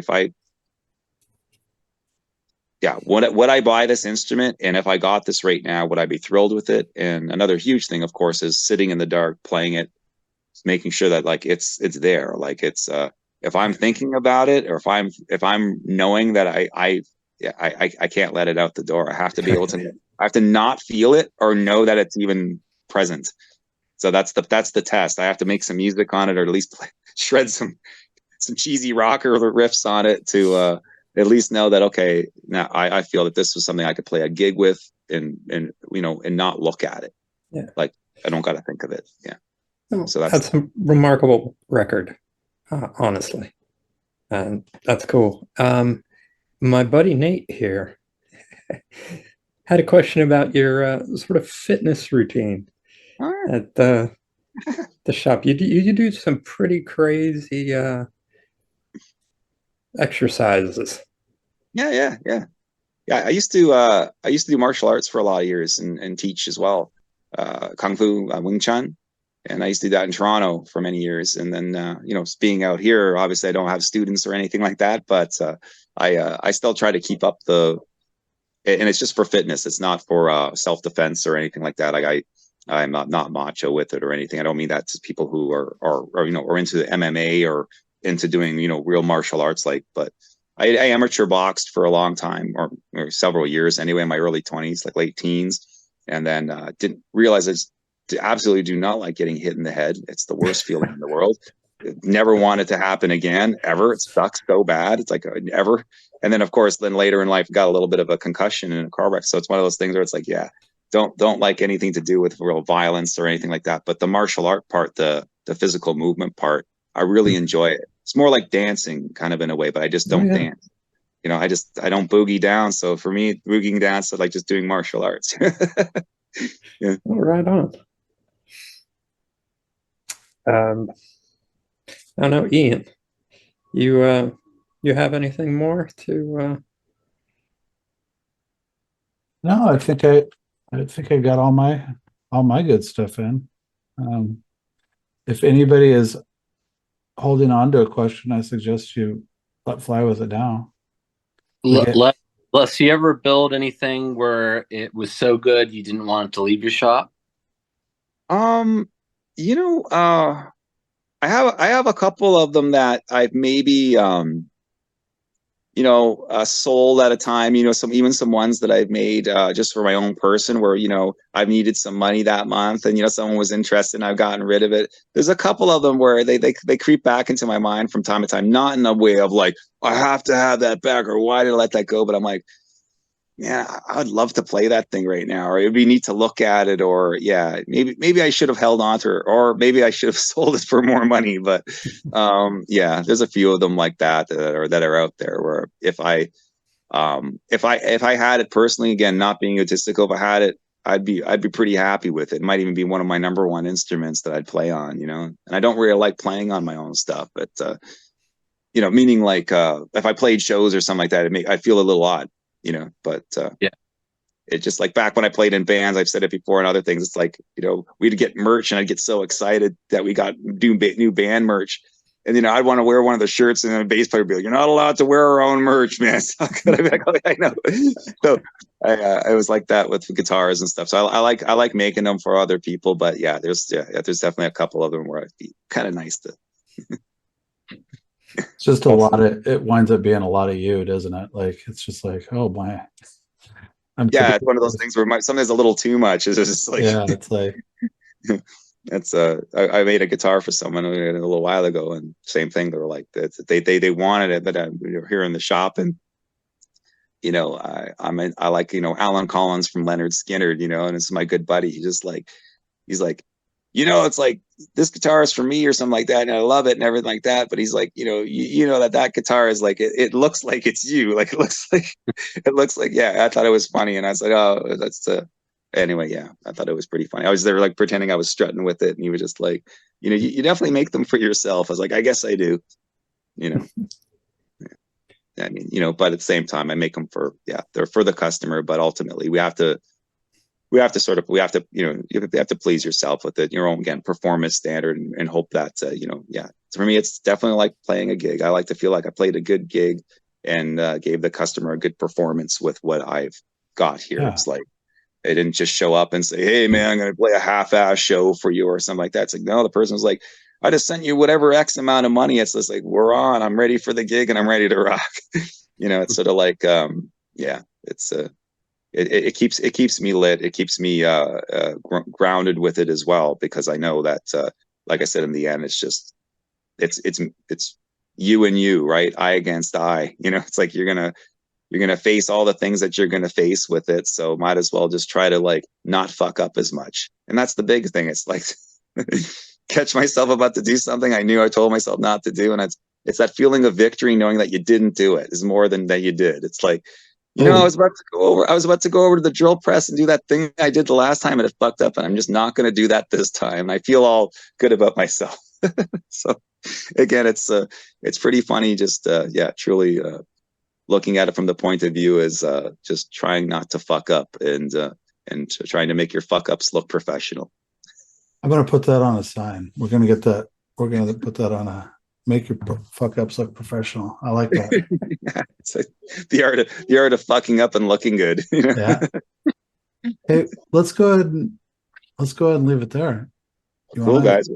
Well, thank you all. But before you go, we have a tradition. Can everybody unmute and give Les a very heartfelt thank you, because this has been absolutely stunning. Both Joel and Les should be thanked from the bottom of your hearts, because this has been an amazing one. So Thanks, Joel. Thanks, Les. Yeah, Thank you, thanks. guys. Thank both of you so Thank you, much. Les. Thanks, Thanks, Les. Thank you. Yay, Thanks a lot. Canada! And Les, you're welcome. You're Rock and welcome roll. around here anytime. Anytime you want to drop by, you let me know. We'll make sure you get the link if you see anything you think is interesting. Thank you so kindly. Be on. I'm sending my best to everyone, and thank you for having me. Truly an honor. Sincerely. Well, thank you, Les. It's been a real joy. Yeah, buddy. Likewise, Joel. Okay. Everybody have a good rest of your Sunday.